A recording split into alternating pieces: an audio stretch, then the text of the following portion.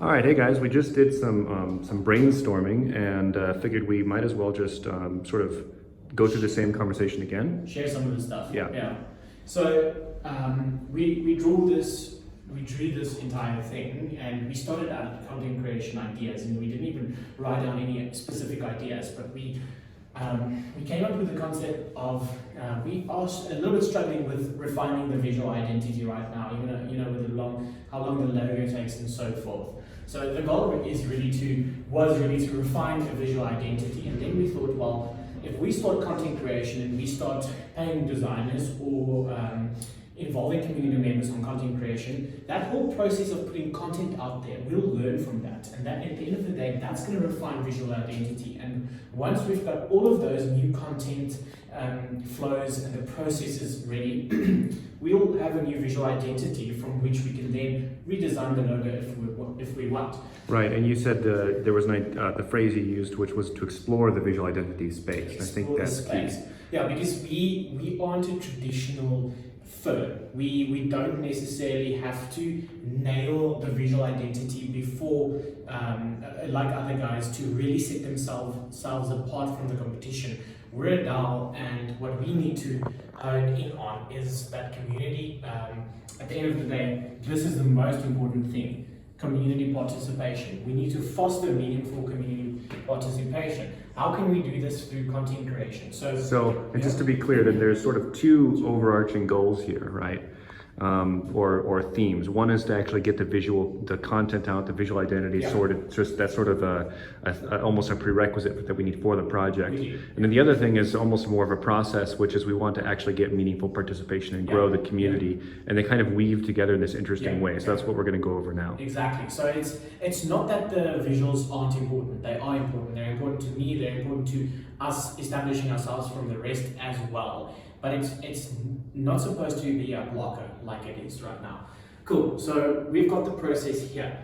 We have here community members in the Discord channel. We're all chatting, we're all communicating. We need someone in here like Logan and I to foster partnerships, build relationships with the community members on the floor level. And then from that, we take feedback, content creation feedback, bounty feedback, whatever sort of feedback visual feedback it may be. We take that into a firm here. The firm then... And now this is the firm that you're leading, basically. This would then be the firm I'm leading, or whoever leads it. For now it's you, but who knows who it'll be. For now it's me. Yeah. So we have the firm. The firm looks at this, and the firm figures out, cool, how can I brief a designer, a traditional designer, or rebrief community members or put a briefing into a bounty so that people understand what they should create. So this is where this part comes in. We have the figure out, ask the right questions in order to attain the necessary knowledge in order to put this chatter into meaningful, readable content for specifically a designer. We take that, we delegate, we chat with the designer, we explain it to them, we give the briefing, and cool, we send it off for production and hence execute at the end. And that will result in some sort of content, some specific piece of content, or, I mean, in some way we did this with the logo design. Yeah. In a way, the logo design was sort of an accidental implementation of this. We talked to the community, we sort of translated it, we did all this. I think we didn't think in terms of a firm exactly. Well, in a way, I still took this information, and now it has a name, it has a firm name. Yeah. Before that, it was just Louw or Logan. And I looked at the feedback, at the chatter, at the general consensus, and I thought about it. Yeah. I thought about it and I constructed a briefing. I went to the designer, I made the briefing, gave him the briefing, explained in his language what he's supposed to do. Yeah. Then he went and he executed, he created content. And then we did this a few times. So that came back to the community. Took the content back to the community. We iterated a few times. Took it back to the firm, thought about the feedback from the community, rebriefed the designer, made iteration 2, took it back to the community again. Right. And so then I think pointing that out, that we've already sort of done that, let's say ad hoc, one difference now is it's going to be a much quicker turnaround time, because now you've basically onboarded someone that, and you've been talking to them about how a quick turnaround is necessary. So this whole process will then go a lot faster. And it's good to have a process like this refined because it helps you with future process. You don't want to accidentally have this, you want to purposefully have this.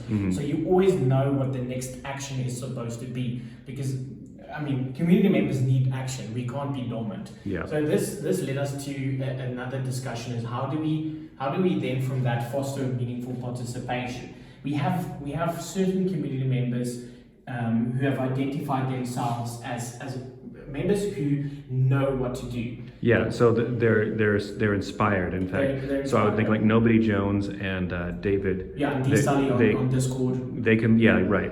They sort of see our project as it is today, and that's enough for them to basically move and make actions happen, large or small. So this is because our communications, oopsie, that's a terrible arrow. Our communications here was enough to inspire these guys to participate. And through that, you'll always get meaningful participation with certain key individuals who align themselves with the ethos correctly. But the thing is, we need a little bit of a mass adoption from people who believe in the goals of Foundry. This is where these guys come in. We have most of the members fall into this category, where they're on there, they might have a few tokens or two, but they're not really in this bracket where they know what to contribute. And that's not their fault, it's just us not showing them what to contribute. So how do we get them to contribute? We start with content creation. We refine the brand through the content creation, but we also reach and engage people. So this is the top of the funnel, reaching new community members. And again, just to be clear on this process up here is how we generate content, which comes right here. Yeah. So it all ties in. So the content creation helps us to refine the brand. That's the one goal. But the other goal is to reach people. We can then boost that content, or that content stands out. It's got an advertisement for our. Then from there, it reaches enough people so that they see the bounty event. Now this is how we can't just reach people and let them drop off. We need to do something with the people we reach. So Maybe you could draw out that 3-level funnel really quick. That might be just a quick, nice visual thing. Okay. Because that's we're trying to move them from the top one to the second one, right? Yeah. So we reach people here. We build relationships here, and then partnerships. What's the partnerships? Parts. I'm just going to say partnerships, or we might get someone who wants to create a new DAO out of this spot. Or we have a new employee who becomes a permanent part of. Or just a community that's like there every week. Exactly. Right. So this is very much, this is your most invested. This is this group of people.